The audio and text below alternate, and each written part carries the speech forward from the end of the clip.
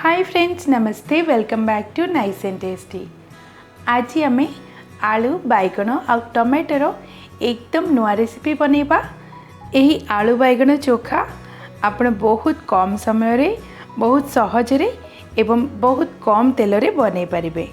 यही चोखा रेसिपी बनैबा पई मु एठी नै जाइछि दुईटी मीडियम साइज रो बैगण, गोटे मीडियम साइज आलू एवं दुईटी छोट साइज टमाटो, किछि धनिया पत्र, 3 ରୁ 4 कोळ रसुण, तापरे किछि कंचा लंका, जेति कि आपन को राग पसंद थिबो सेही हिसाब रे कंचा लंका। एबे आमे एही सब परिबा को भल भाबे काटी नबा और भल भाबे धोई नबा। आलू को काटी की धोई नेछि, टमाटो को एमिति फाळ करी नबा धोई की, तापरे बैगण को भी आलू साइज रो काटी की भल भाबे धोई नबा। एही रेसिपी आमे प्रेशर कुकर रे बनेबा।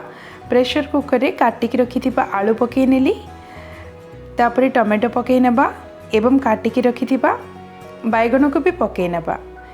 तापरे 2 कोळ रसुण जार चोपा बाहर करिकी पकई नबा।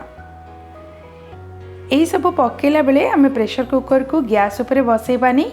प्रेशर कुकर ठंडा रहिबा आवश्यक। पकई नेला परे आमे सेथिरे मात्र 2 छोट चम्मच पानी पकई नबा। आ जमा अधिका पानी देबानी। एबे सेथिरे आधा छोट चम्मच सोरिष तेल पकई नबा। मुझे अधारू भी टिके कम नहीं। सोरिष तेल देले फ्लेवर बहुत बढ़िया आसे। आवश्यक अनुसार लुण पकई नबा।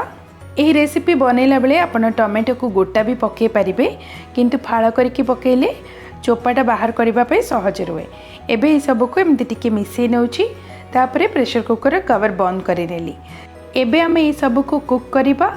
तो गैस ऑन करिकी प्रेशर कुकर को बसई नबा एवं लो फ्लेम रे 2टी स्टीम आसीबा जाय कुक करिबा, जहाद्वारा बैगण एवं आलू सिझी जीवो। आमे सेतिरे पानी भी देइनांती, तो लो फ्लेम रे कुक कले परफेक्टली बनिबो। 2टी स्टीम एठी आसी जाइछि। प्रेशर कुकर स्टीम एमती गला परे देखंतु कवर बाहर करि नेछि, सब गुडा बहुत बढ़िया से सिझी जाइछि। एबे आमे जे कोनोसी चम्मच किबा स्पून सहायता रे एमिति नै कि टमाटर चोपा गुडा बाहर करि नबा, जहाद्वारा सी खाइला बेले पाटी को बाजिबनी। तो सब गुड़ा टमाटर एमती चोपा बाहर कर नेला परे एठी देखंतु आलू को भी मु प्रेस करके देखौची परफेक्टली सिझीची। सेमिति गरम थिबा अवस्था रे ही हम एई सब को चकटी नेबा। जदि आपन को पाखे मैशर थिबो सेथिरे चकटी नेबे, किंबा आपन चाहिले स्पून सहायता रे या तो विस्कर सहायता रे भी आपन एमिति चकटी परिबे। तो एठी सब गुड़ा भल भाबे चकटी नेबा, जहाद्वारा सब किछि भल भाबे मिसी जिवो। एमिति गरम थिबा अवस्था रे ही चकटिबे, जहाद्वारा सबगुड़ा नरम होकि भल भावे चकटी हो।